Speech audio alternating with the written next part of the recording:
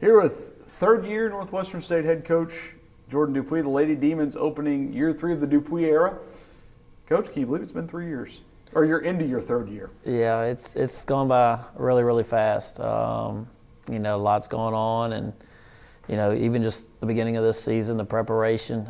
Seems like we just got back into school a few weeks ago, and now it's game week. And so, we constantly preach to our ladies that the time's going to fly by, so you have to make the most of each day. And we've tried to do that up to this point. Well, you look ahead to Friday, season opener at Arkansas, and that's obviously a great challenge anytime you go play an SEC team. I think last year when you went and played Ole Miss, you got off to a really good start, and I think that seemed to portend a lot of good things for a team that walked in there and really seemed to have a different attitude going to play a Power 5 team. I'm sure you're hoping to see that again Friday morning. We are.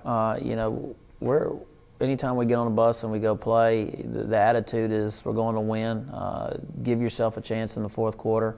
Friday's going to be no different. The best time, in my opinion, to play these type of games and maybe pull off a big upset is early in the year where, Arkansas is still going to be trying to find themselves just like we are. They've done a great job of scoring the basketball in their first 2 exhibition games, put up 115 points and 101 points. So that's a concern for us. They've done a great job on the recruiting trail, both with high school players, but then also some big-time transfers.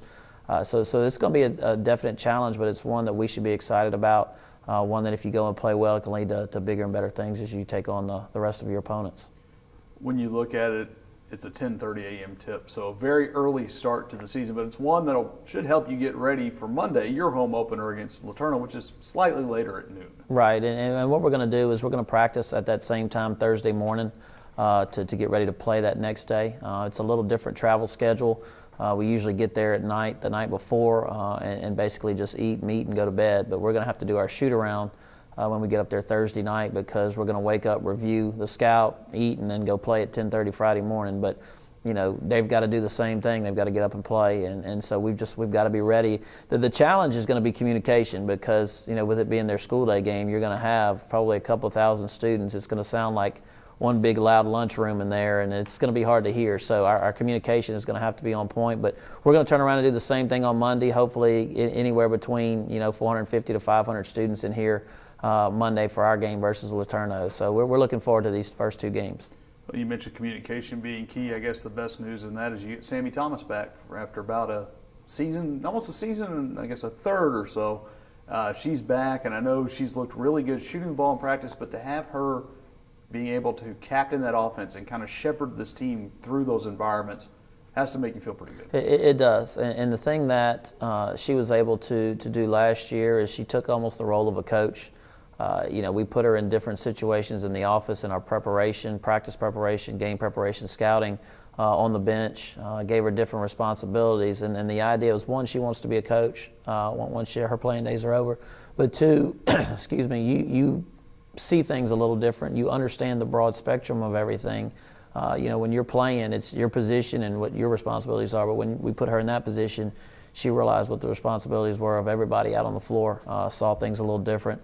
And so now her communication and understanding of what it is that I want is a heck of a lot better. And I think it's boosted her confidence, which in turn ups her production. And so we're looking forward to her having a big senior year. And I think having her back is kind of the opposite of what you've dealt with a little bit. Is a lot of injuries, kind of a theme that kind of continued through from last year. And it's one that you'll probably go with a little bit smaller roster than you want to up to Arkansas, but it's also one that you probably tighten the ranks and say it really is us against everybody. It is, and it's something that we've just dealt with since we've been here. Last year was rough with injuries. Had 4 that had gotten hurt returning early in the fall from the summer. And we've just had concussions, some things that, some rolled ankles. Gabby Bell's not going to be back for a little while.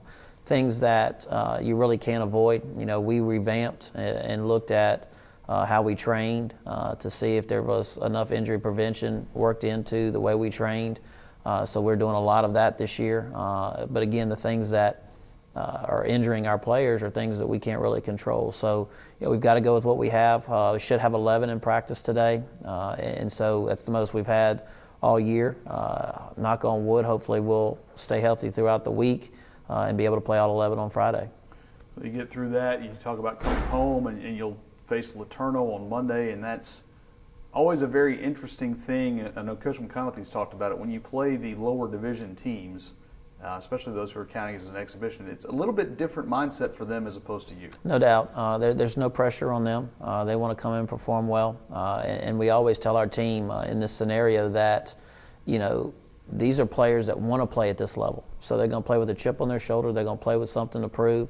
This is their Final Four. This is their Super Bowl. This is their World Series. This is the opportunity to show that we belong at this level. And you've got to make sure that your preparation is just like it should be for Arkansas and Oklahoma, sandwiched in between that game. And you can't take them lightly. And it's our home opener. And we're going to have 500 to 600 impressionable personalities in the stands that we want to put on a nice show for them in hopes of they come back and watch us play. So a lot riding on that game. It's going to be very important for us to do what it is that we need to do for our preparation standpoint and make sure that we come out with a victory on Monday. You got a couple of newcomers, Kira Bonner and Rayvon Nero, who I know have been very impressive in practice.